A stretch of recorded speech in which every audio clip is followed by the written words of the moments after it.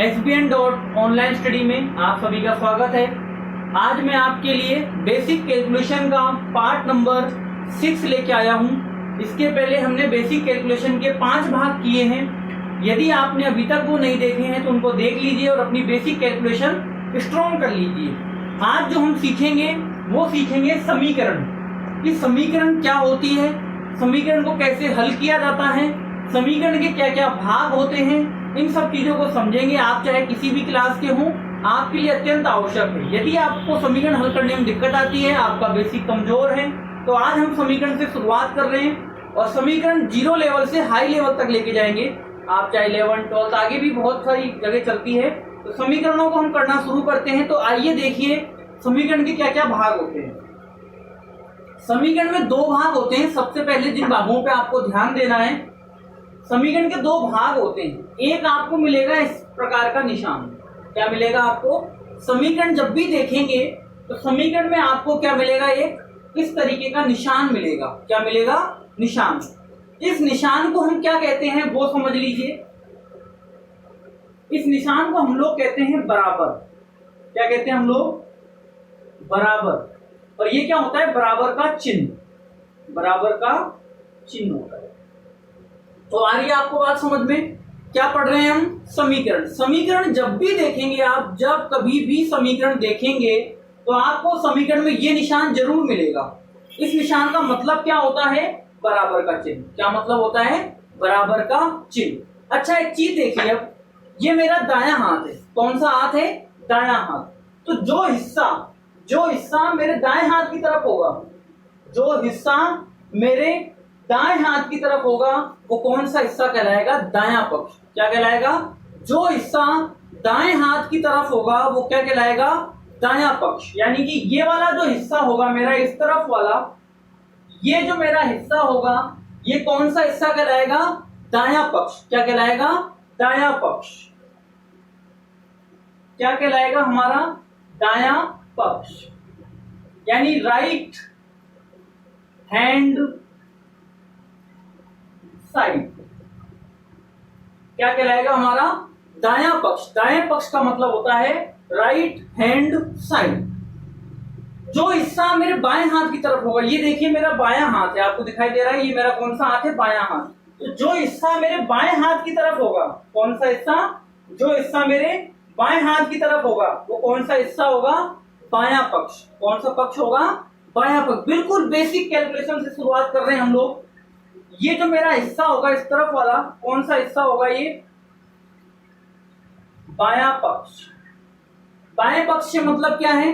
ये right hand side हो गया, तो ये क्या होगा? Left hand side. क्या होगा? Left hand side. क्या हो जाएगा ये हमारा? Left hand side. तो आपको समझ में आ गया RHS LHS। क्या समझ में आया?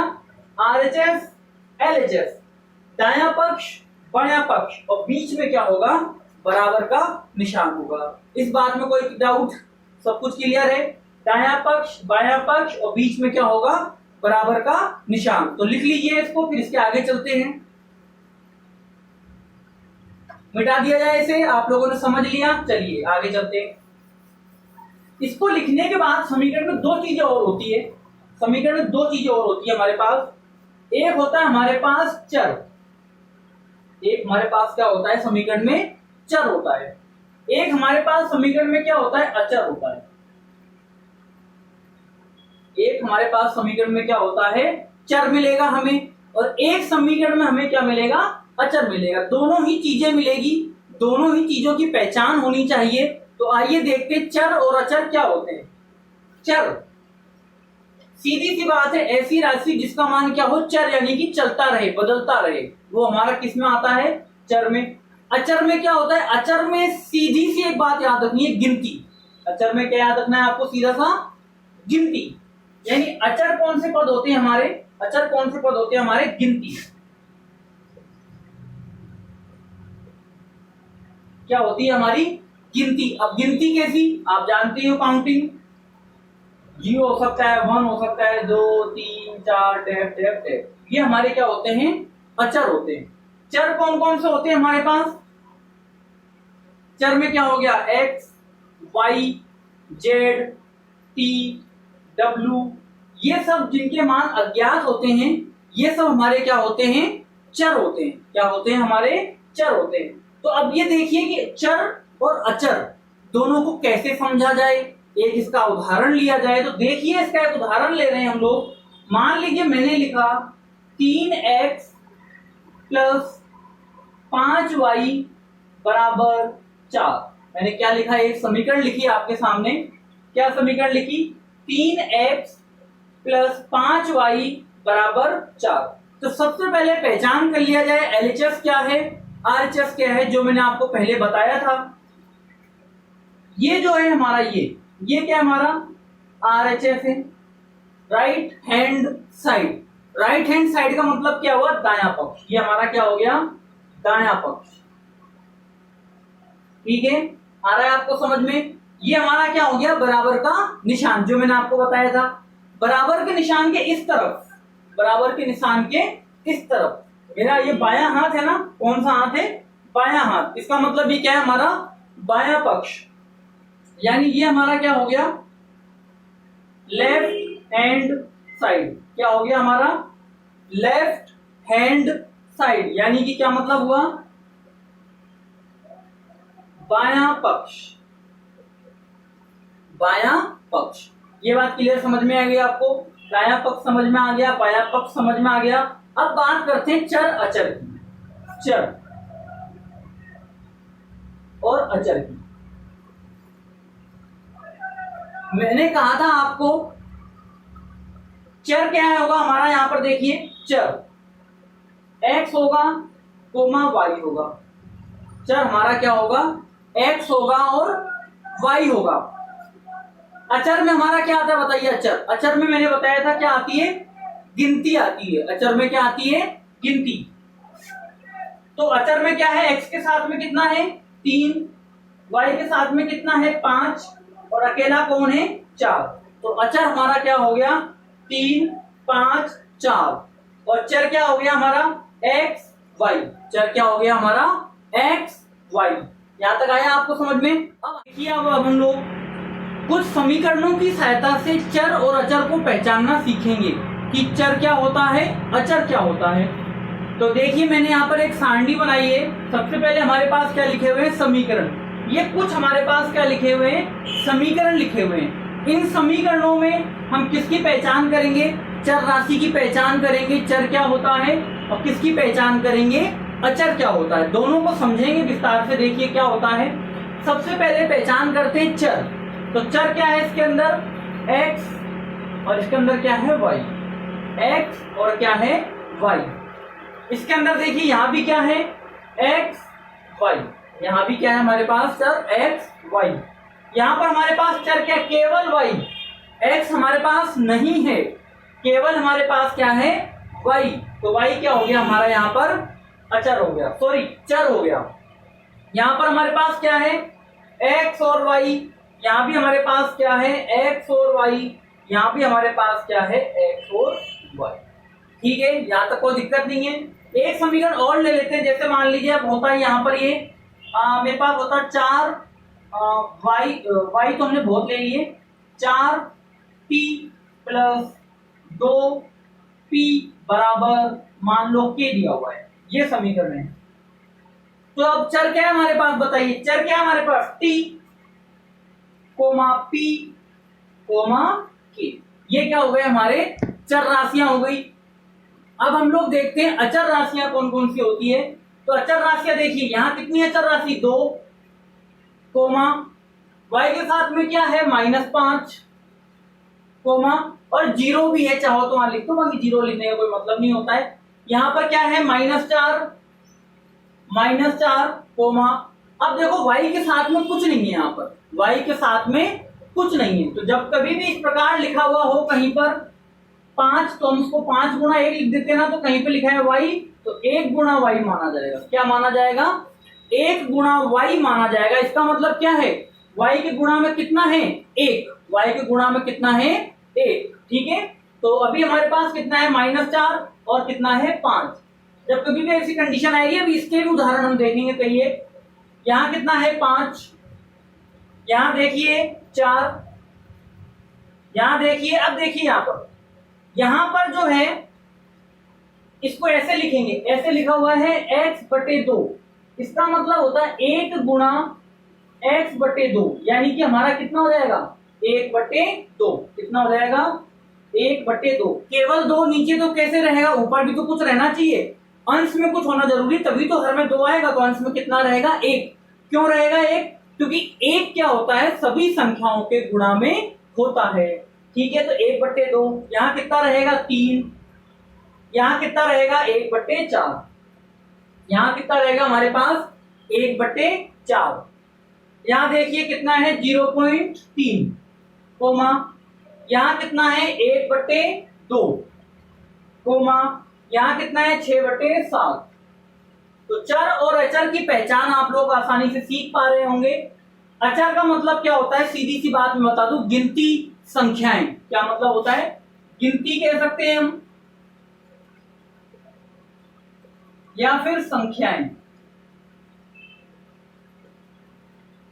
हम गिनती कह सकते हैं, संख्याएं कह सकते हैं। ठीक है, यहां देखिए कितना है 4, कोमा यहां कितना है 2, कोमा और कोई है नहीं है। तो ये हमने देखा चर और अचर की पहचान। अब इसी में हम लोग थोड़ा आगे चलते हैं। अब हम समीकरणों में 4 प्रकार की संक्रियाएं देखेंगे। संक्रियाएं मतलब समीकरणों में जोड़, समीकरणों में गुणा, समीकरणों में घटाओ, समीकरणों में भाग। चारों संक्रियाओं को देखेंगे कौन सा किसमें बदलता है और क्या होता है। तो बेसिकली आपको ध्यान रखना है, जोड़ वाली जो संख्या होती है वो घटाओ में चली जाती है। ये सब हम कब सीख रहे हैं, पक्षांतरण में। कब सीख रहे हैं हम, पक्षांतरण में। रेड कलर से लिखते हैं, ज्यादा समझ में आएगा। हम लोग क्या सीख रहे हैं अब, पक्षांतरण सीख रहे हैं। क्या सीख रहे हैं हम, पक्षांतरण सीख रहे हैं। पक्षांतरण कैसे किया जाता है और पक्षांतरण में करने से समीकरण पे क्या प्रभाव पड़ता है, तो देख लीजिए एक बार। पहले मैं आपको बेसिक रूल समझा देता हूं पक्षांतरण का क्या होता है, फिर उसके बाद कुछ हम इस पे उदाहरण करेंगे। पक्षांतरण में क्या होता है, जो जोड़ में होता है, जोड़ वो किसमें बदल जाता है, घटाओ में। पक्षांतरण में क्या होता है कि जो संख्या जोड़ में होती है वो किसमें बदल जाती है, घटाओ में। तो इसका उल्टा, जो संख्या घटाओ में होती है वो किसमें बदल जाती है, जोड़ में। ध्यान दीजिएगा, दोनों एक दूसरे को उल्टे हैं। जो जोड़ में होती है वो घटाओ में बदल जाती है, और जो घटाओ में होती है वो जोड़ में बदल जाती है। ठीक है, गुणा में क्या होता है, गुणा में इसको देख लीजिए, ये दोनों भी भाई भाई हैं। गुणा वाली किसमें चली जाती है, भाग में। गुणा वाली किसमें चली जाती है, भाग में। और भाग वाली किसमें आ जाएगी, गुणा में। तो भाग वाली किसमें हो जाएगी, गुणा में। भाग वाली किसमें हो जाएगी, हमारे यहां पर गुणा में। तो आइए इसके कुछ उदाहरण करते हैं एक बार। तो विशेष आपको ध्यान रखना है, पक्षांतरण में यही होता है। मैं तीर का निशान इसलिए बना रहा हूं कि गुणा से कहां जा रहे हैं, भाग की तरफ। यहां घटाओ से कहां जा रहे हैं, हम जोड़ की तरफ। और यहां कहां जा रहे हैं, जोड़ से घटाओ की तरफ। तो इसके कुछ उदाहरण देखते हैं हम लोग कि क्या क्या उदाहरण होते हैं। इसका पहला उदाहरण देखिए, जोड़ का, मान लीजिए जोड़ का, समझिए। मैंने लिखा x + 3 बराबर, मान लीजिए मैंने लिखा 4। मैंने क्या लिखा, x + 3 बराबर 4। तो ध्यान दीजिएगा, हमें क्या करना होता है पक्षांतरण में, मान लीजिए चर एक तरफ और अचर एक तरफ छाटते हैं। यानी कि जो चर अचर को दोनों को क्या करना है, हमें छाटना है। तो कैसे छाटेंगे वो देखिए।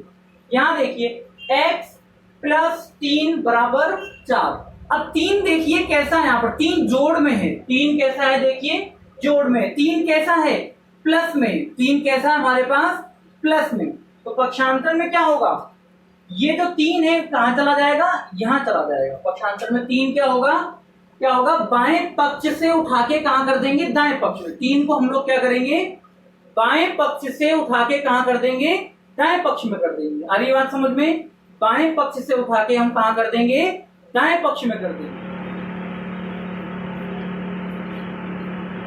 क्या करेंगे हम लोग, 3 को बाएं पक्ष से उठा के दाएं पक्ष में कर देंगे। तो कैसे करेंगे बाएं पक्ष से दाएं पक्ष में, देखिए ये हो जाएगा x बराबर 4 और 3 इधर चला जाएगा। 3 कहां चला जाएगा? दूसरी तरफ। 3 कहां चला जाएगा? दूसरी तरफ। अब यहाँ क्या था? प्लस।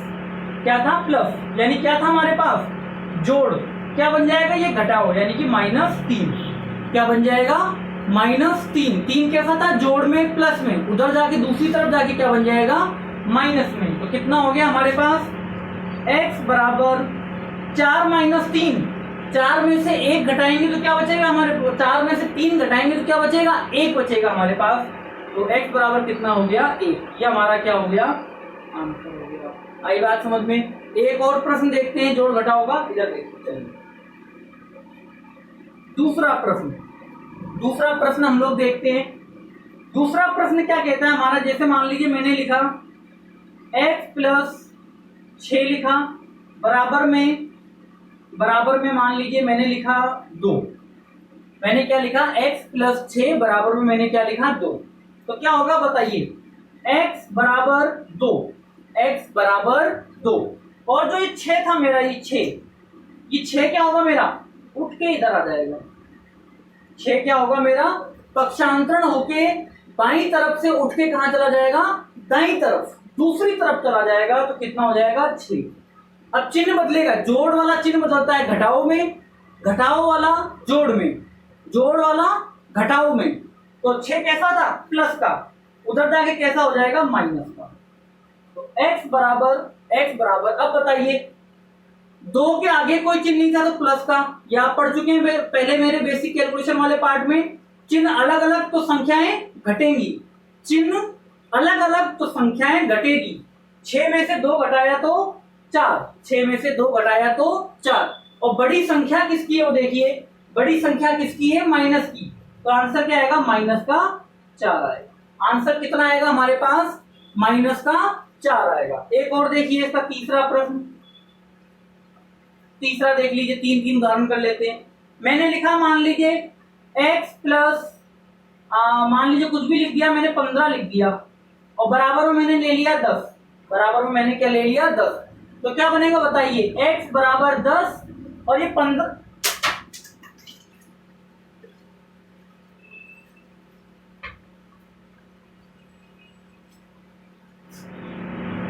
क्या बनेगा बताइए?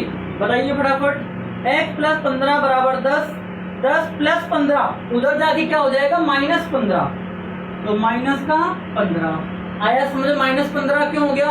इस तरफ था +15, दूसरी तरफ जाके क्या हो जाएगा? -15। जोड़ वाला क्या बन जाएगा? घटाओ बन जाएगा।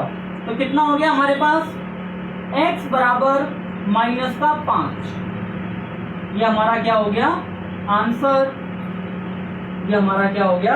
आंसर हो गया। आधी बात समझ में? जोड़ में था, उधर जाके किस में हो जाएगा? घटाओ में। और दोनों का चिन्ह अलग अलग, संख्याएं घटेंगी। तो 15 में से 10 घटाओगे 5। और बड़ी संख्या किसकी थी? माइनस की, जो आप पुराने भाग में पढ़ चुके हैं। ये भाग संख्या हमारा 6 चल रहा है बेसिक कैलकुलेशन का। 5 भाग हो चुके हैं। वहां मैंने सिखाया था आपको चिन्ह अलग अलग तो संख्याएं घटेगी, चिन्ह समान तो संख्याएं जुड़ेंगी। उत्तर में हमेशा किसका चिन्ह आता है जोड़ घटाओ में? बड़ी संख्या का, तो -5। चलिए घटाओ में उदाहरण नंबर 1 देखते हैं। घटाओ में क्या होता है? जैसे मान लीजिए x - 3 बराबर 2 लिखा हुआ है। x - 3 बराबर 2 लिखा हुआ है। क्या हो जाएगा? x बराबर 2। अब ध्यान दीजिएगा, ये -3 उधर जाएगा, ये -3 इधर आ गया। तो 3 किसका था? माइनस का। दूसरी तरफ जाके किसका हो जाएगा? प्लस का हो जाएगा। यानी कि -3 किसका हो जाएगा? प्लस का 3 बन जाएगा। -3 क्या बन जाएगा? +3। मैंने बताया घटाओ किस में बदल जाता है? जोड़ में। तो क्या हो जाएगा हमारे पास? x बराबर 3 और 2 कितना हो जाएगा? 5। 3 और 2 जुड़ के कितना हो जाएगा? 5। और मैंने बताया था चिन्ह समान तो संख्याएं जुड़ेगी। ठीक है, इसका दूसरा उदाहरण देखते हैं। जैसे मान लो मैंने लिखा x - 15 बराबर 25। बराबर क्या लिखा? 25 लिखा। तो क्या हो जाएगा? x बराबर 25।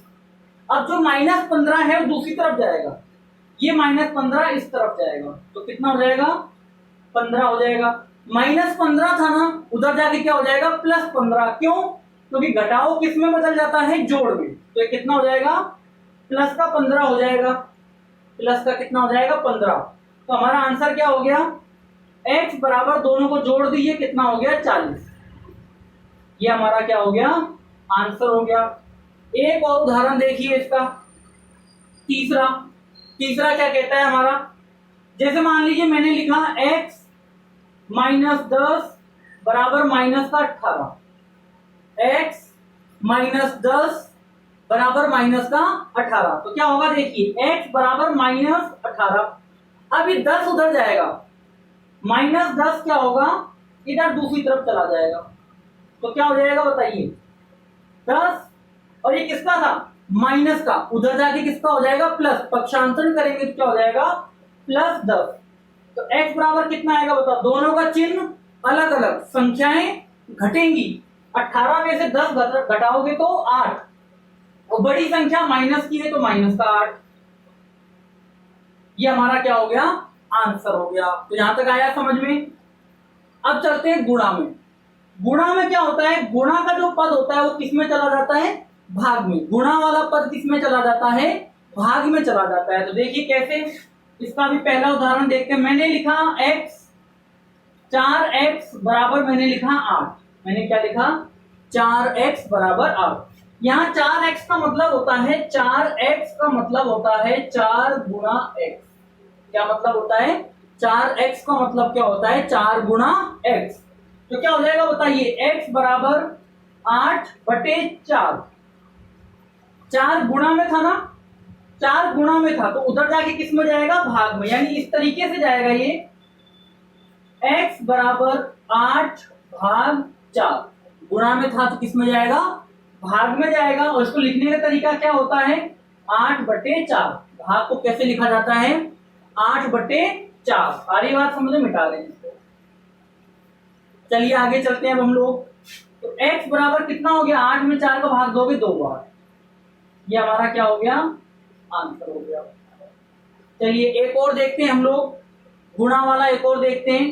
दूसरा, मान लीजिए मैंने लिखा 3x बराबर -11, 3x बराबर -11। तो ये आप समझ रहे हैं क्या लिखा हुआ है, 3x, 3x मतलब 3 गुणा x, 3x मतलब क्या होता है, 3 गुणा x। ये दूसरी तरफ जाएगा तो कहां जाएगा, 11 के नीचे। बिल्कुल ध्यान रखिए, गुणा वाला कहां जाएगा, भाग में। भाग मतलब क्या होता है, नीचे, नीचे मतलब हर में, नीचे मतलब हर नीचे, ऊपर अंश नीचे हर, तो हर में जाएगा। तो कितना हो जाएगा, x बराबर -11/3। ये हमारा क्या हो गया, आंसर हो गया। 11 के नीचे जाएगा, ठीक है। अब वो कट रहा नहीं है, पिछली बार कट रहा है, देखिए 8 में 4 का भाग दिया 2 बार, लेकिन 11 में 3 का भाग तो जाता नहीं है, तो यही आंसर होगा। एक और देखिए इसका, जैसे मान लीजिए मैंने लिखा 5x बराबर 15/2। मैंने क्या लिखा, 5x बराबर 15/2। तो क्या हो जाएगा हमारे पास, x बराबर 15/2, x बराबर 15/2। मैंने क्या सिखाया था आपको, गुणा वाला कहां चला जाता है, भाग में।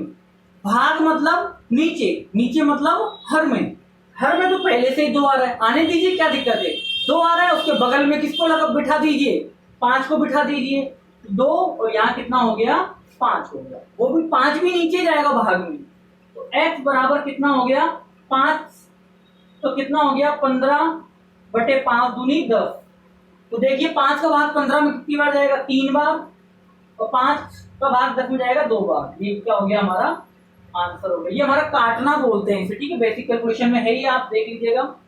इसके बाद हम लोग देखते हैं भाग। भाग वाला किस में बदल जाता है, गुणा में। भाग वाला किस में बदल जाता है, गुणा में। आपको पुराने भाग जरूर देखने पड़ेंगे, नहीं आप प्लस माइनस चिन्हों वाली गलती कर दोगे, इस टाइप से गलती करोगे।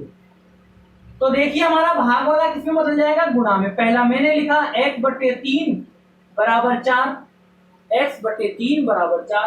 3 कैसा रहेंगे, 3 x के नीचे लिखा हुआ है, यानी x के भाग में। जो संख्या नीचे लिखी होती है हर में, वो किस में होती है, भाग में। तो 3 भाग में उधर ऊपर जाएगा तो गुणा में। कैसे, x बराबर 4 गुणा 3। ये 3 नीचे भाग में था, यहां से ऊपर जाएगा तो कहां जाएगा, गुणा में जाएगा। इस तरीके से ये ऊपर जाएगा तो कैसा हो जाएगा, गुणा में। भाग वाला किस में बदल जाता है, गुणा में बदल जाता है। तो x बराबर कितना हो गया, 12। ये हमारा क्या हो गया, आंसर हो गया।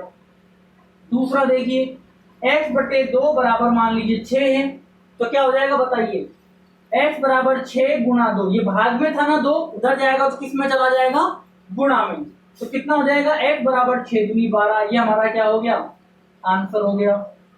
ठीक है, तीसरा देखिए, मान लीजिए हमारे पास था x बटे 7 बराबर, और यहाँ पे हम ले लेते हैं मान लीजिए 8 ले लिया, तो x बराबर क्या हो जाएगा, 7 गुना 8, तो x बराबर कितना हो जाएगा, 7 8 कितना होता है 56, तो 56 हमारा क्या हो गया, आंसर हो गया। तो इस प्रकार आपको एक क्रियाएं ध्यान रखनी है, एक बार रिवाइज कर लेते हैं। हम क्या सीख रहे थे, पक्षांतरण, हम क्या सीख रहे थे, पक्षांतरण, यानी दाएं पक्ष को बाएं पक्ष में ले जाएं, बाएं पक्ष को दाएं पक्ष में ले आए तो क्या होगा, क्या होगा, जोड़ वाला किस में बदल जाएगा, घटाओ में, इसके उदाहरण देखे हमने। घटाओ वाला किस में बदल जाएगा, जोड़ में, उसके उदाहरण देखे हमने। गुणा वाला किस में बदल जाएगा, भाग में, उसके उदाहरण देखे हमने। और भाग वाला किस में बदल जाएगा, गुणा में, उसके उदाहरण देखे। तो इस प्रकार हम इस समीकरणों को हल करते हैं। अभी इस समीकरण वाली बेसिक कैलकुलेशन का पार्ट 2 भी आएगा, क्योंकि अभी हमने इनका मिक्सअप होगा। एक ही समीकरण में जोड़ भी होगा, घटाओ भी होगा, गुणा भी होगा, भाग भी होगा, चारों गणनाएं एक ही समीकरण में हो, तब कैसे करेंगे।